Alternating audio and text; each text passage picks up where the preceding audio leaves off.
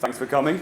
I know Anastasia from IASA as well, so I recommend that as well, going to the IASA.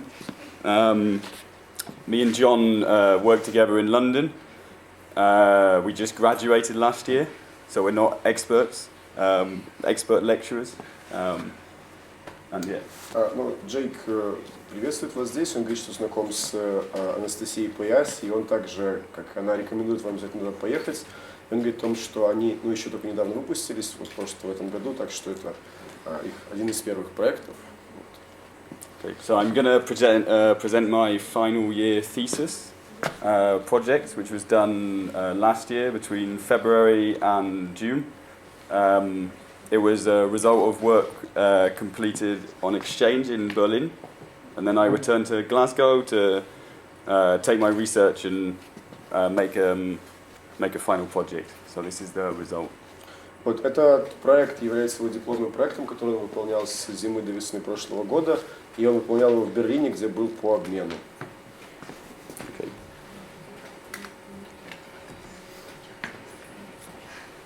So I'm going to read from introduce the thesis, and then I will present the ways in which it was solved as a proposal. И изначально он будет говорить об условиях того проекта, который он проектировал, и потом, собственно, о том предложении, которое было сформулировано по итогам проектирования. Okay.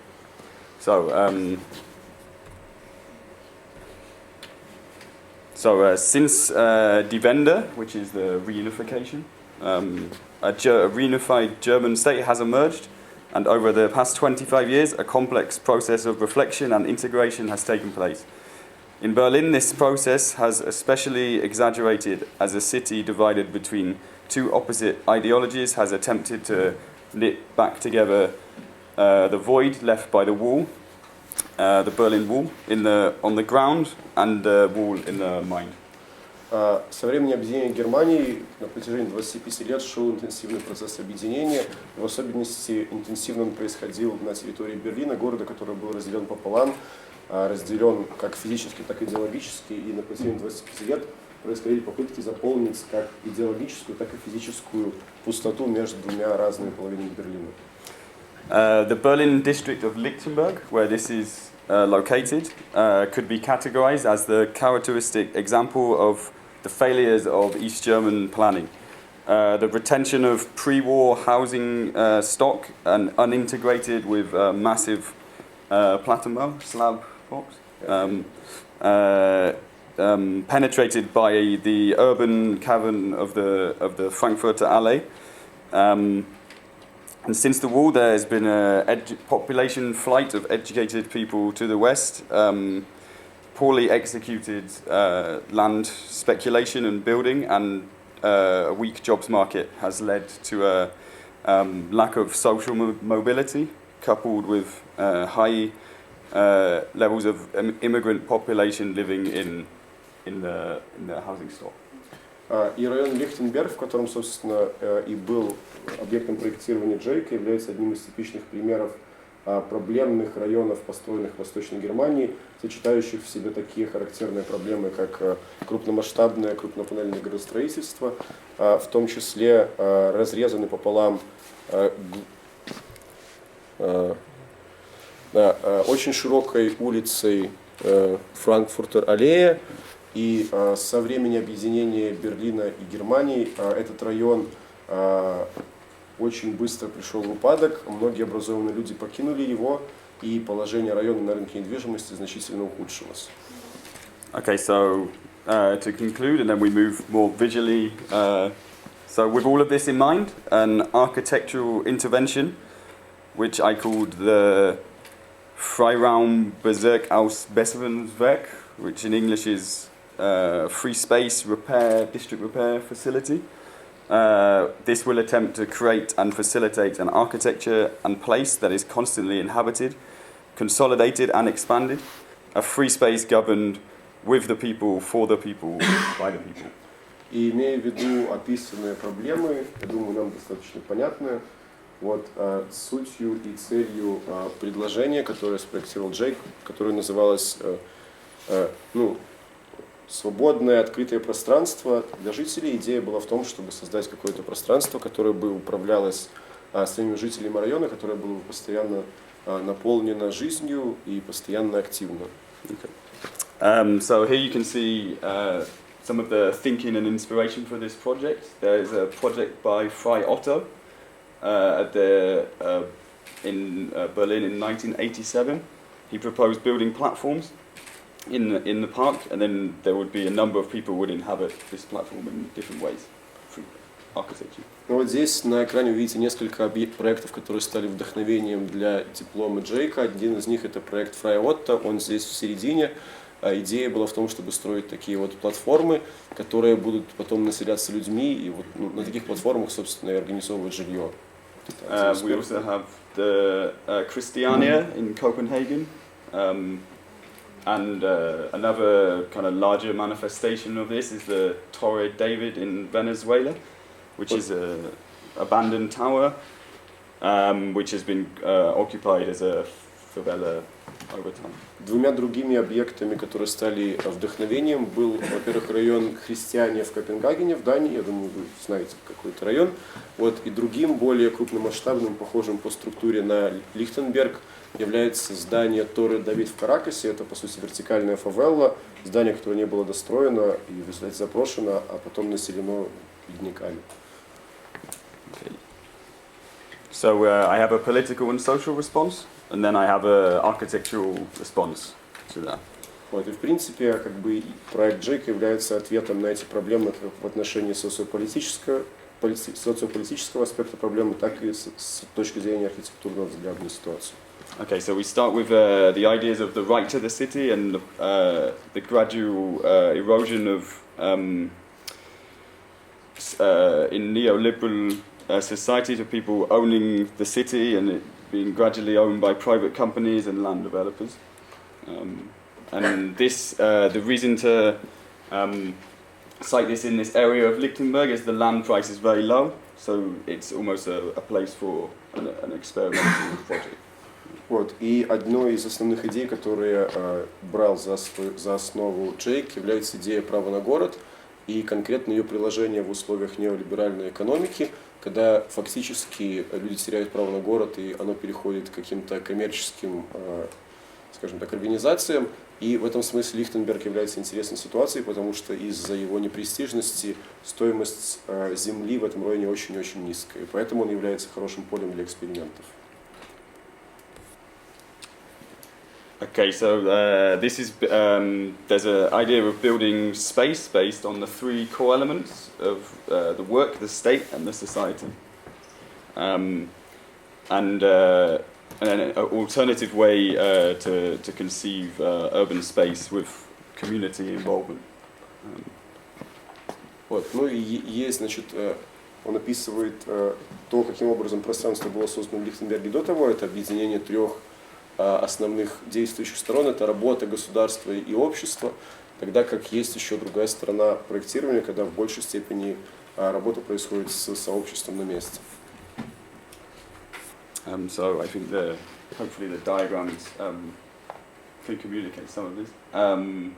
So the idea, the way this project is presented is that there's an actor, which is one person, and it's that when this actor is involved in the process of this growing of a city, it's the red color represents the actor, and then there's an idea of agency happening between different actors, people, in the project as I present there. Ну и вот здесь есть несколько диаграмм, которые, надеюсь, Джек смогут вам объяснить ход его мысли. И, собственно, идея в том, что у нас есть какие-то отдельные люди, но когда они начинают действовать, то в силу того, что у них есть какие-то компетенции, они вступают в какие-то союзы между собой, то у нас возникают какие-то связи между людьми, и они начинают действовать более организованно. So, this is Berlin before the fall of the wall. So we have the city still divided physically and mentally. So you can see from the morphological evolution of the place, there was a piece of land, used to have factories and industry, and after the war, the East German government built the Plattenbau. Вот, ну вот здесь на схемах и фотографиях видите Восточный Берлин до объединения, да, вот это разделение как физическое, так и ментальное. И вот в правом нижнем углу видите, собственно, само место расположения района Лихтенберг. До войны это была территория, занятая фабриками, после войны они были снесены, и на их месте был построен такой вот жилой район. And the idea is to take the tenement, the idea of the Berlin block and the density of that and the successfulness of that typology against the very spread out low density Plattenbau construction. И идея проектирования является в том, чтобы взять за основу очень успешный так называемый берлинский квартал, который состоял из арендного жилья, и попытаться совместить его с очень распределенной свободной планировкой существующего жилого района. So how could this be achieved? So the idea is to set nodal points across the area, between key transport nodes and existing usages in the area, and also to site them in abandoned buildings, and then to facilitate growth from the key nodal points. Так вот, каким же образом спровоцировать эту трансформацию среды?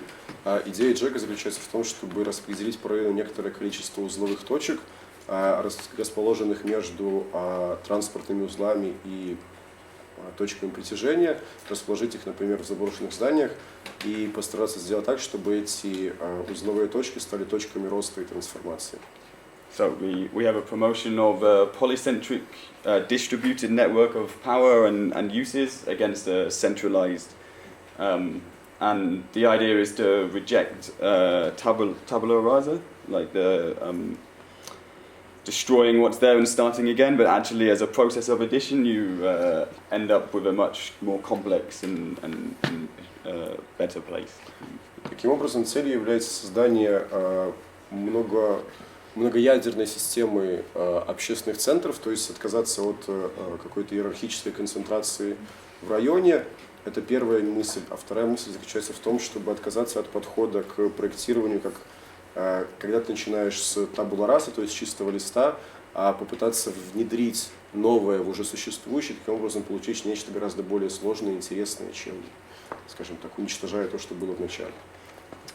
So we have creating a new three-dimensional spatial syntax of roots and relationships between these points. Then there's a unification of the ground plane with the infrastructure, and then that will promote a regeneration of the abandoned and underutilized buildings. Вот. Ну и вот здесь видите на схеме вот эти вот будущие точки роста. Идея заключается в том, чтобы спровоцировать создание между ними многомерной, то есть трехмерной системы связи между этими объектами, и, кроме того, насытить их инфраструктурой для того, чтобы спровоцировать развитие самого района и сделать любую точку, условно говоря, земли способной к тому, чтобы расти и развиваться. And the diagrams are to hopefully speak with the process of addition. So there's the creation of diversity in the section through the intervention, and then there's a gradual evolution of the structure as people occupy and build into it, and that creates an urbanism of imaginational passions. Ну вот эти изображения они являются, собственно, иллюстрацией того, каким образом должен происходить вот этот вот рост, заполнение пустующей ткани между застройкой. А идея заключается в том, чтобы сделать ткань городского района более богатой не только на плане, но и в вертикальном отношении. Как видите, здесь изображено, как она может развиваться. И идея заключается в том, что он будет развиваться вместе с районом, отражая потребности людей, то есть более-менее органически, и в какой-то степени будет отражать, будет физическим выражением потребностей и желаний людей. So the use of simple structural and circulatory elements lays the foundation of the structure and also promotes a language of participation, and is an architecture that non-architects can recognize and use quite easily. So this finds itself between banality, originality, and complete anarchy. And the idea is that there is a structure, but then there is a development of diversity within this structure. Ага, ну то есть суть здесь, как я понимаю, заключается в том, чтобы внедрить в ткань спального района такие вот очень базовые, очень простые инфраструктурные элементы, которые будут работать как для перемещения, там, условно говоря, там, материальных потоков для перемещения людей, и внутри вот этой системы люди смогут развивать район таким образом, как они захотят. И в принципе получается, что вот идея заключается в том, что таким образом результат окажется где-то посередине между существующей банальностью и однообразием спального района, и с одной стороны, с другой стороны будет будет соседствовать с какой-то анархической, совершенно бессистемной логикой, да, и вот где-то посередине между этими двумя системами у нас будет что-то оригинальное и интересное. So, habitation forms the relationships, and the people realize the potential of realizes the potential of the re-engagement with people and the creation of their own space. This was a conceptual model from early in the process of developing ideas. Ну, собственно, вот эта концептуальная модель, которая была разработана на ранних стадиях проектирования, является отражением того, каким образом люди смогут вот в этой вот жесткой инфраструктуре находить себе какие-то места, которые будут выражать их собственные потребности. Вот каким образом это может выглядеть, по мнению Джейка. So then, the way this works in the UK is that in the fourth year of your studying, you do a detailed building, and in the last year, you can create a vision or a manifesto or a hypothetical project, just to make that clear. Ну и, собственно, структура образования в Великобритании такова, что на преддипломном году делают какую-то такую жесткую, основательную, разработанную модель своего, собственно, предложения, а на последнем году ты можешь сделать такое более-менее свободное видение и какой-то такой более открытый, свободный проект, собственно, ту же самую тему, на которую сделан твой диплом. So how does this manifest itself in its last point? So the idea is you have these nodal points. They have activities, maybe a swimming pool, a theme park, a restaurant, a cooking school, and these points attract population to the empty structure. And through the relationships formed through this with the existing population and the addition of more people, this then starts the process of regeneration and construction. Вот, ну и суть идеи, вот здесь на плане изображены вот эти будущие ядра регенерации, и в них будут расположены какие-то объекты обслуживания, такие как бассейн или школа готовки или что-нибудь такое, которое будет привлекать к себе существующее население, каким-то образом вовлекать его в жизнь вот этих вот объектов, привлекая их внимание к заброшенным и ныне неиспользуемым зданиям, и таким образом оно послужит процессу дальнейшей регенерации городской ткани района. There is also an archive for people's wishes and desires, a library of knowledge and books that people can use to construct, and a forum for consensual debate about between people occupying the land. Ну, еще двумя важными объектами, которые располагаются в этих ядрах регенерации, является так называемая библиотека желаний, мечтаний о районе, куда люди, как я понимаю, могут приносить какие-то варианты видения для района, которые они хотели бы получить, с одной стороны. С другой стороны, там будет создано что-то вроде общественного форума, на котором люди смогут, собственно, обсудить эти свои видения конкретно каких-то ситуаций. So the idea is that the initial infrastructure would be paid for by the state, and then the society is allowed to take over in a different way to how it works now with development. И идея заключается в том, что вот эту вот базовую основную инфраструктуру, реконструкция этих ядер регенерации, она будет осуществлена за счет средств государства, а в дальнейшем местное сообщество сможет получить контроль за этими объектами, в отличие от того, как это обычно происходит сейчас, когда все изначально принадлежит каким-то частным агентам. So we have the initial rehabilitation of abandoned buildings, then an occupation, and through different occupation creates diversity. You have your architect there, and you have someone else built stuff by himself, not really any construction experience. And this allows a drifting through the structure and a creation of interesting places and invention within this structure to create diversity. Ну вот, собственно, на слайдах были показаны варианты, каким образом это может выглядеть. То есть на первом слайде... Да, то есть на первом слайде показано, вот как это может происходить. То есть сначала мы каким-то образом приводим это в более-менее приличный вид, потом мы понемногу вот эти вот ячейки заполняются разными людьми, которые занимаются совершенно разными вещами. Например, кто-то здесь вот что-то делает с мебель, вот у кого-то архитектурный офис, и в результате создается очень интересное такое совместное пространство и разнообразие, потому что каждая вот эта маленькая ячейка, она состоит чисто чем-то интересным, и вместе это все получается довольно интересно и необычно. So the structure also comes from the idea of raising the structure off the ground. Follows the condition of Berlin. It has a very low water table. It's very expensive to build foundations in the ground, so it's much easier to raise everything up on a platform. And this shows how this maybe works with the power and water. So there would be power and water are the two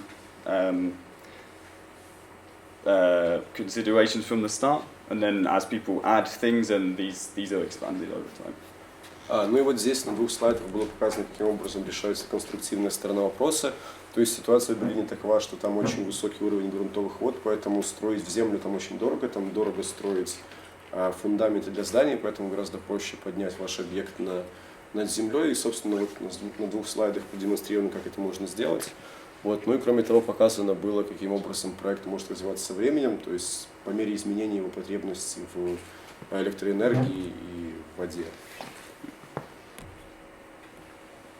And this is a drawing that tries to communicate the idea of this service column with the power and water, and the idea of placing these through existing buildings, and then things manifesting themselves above.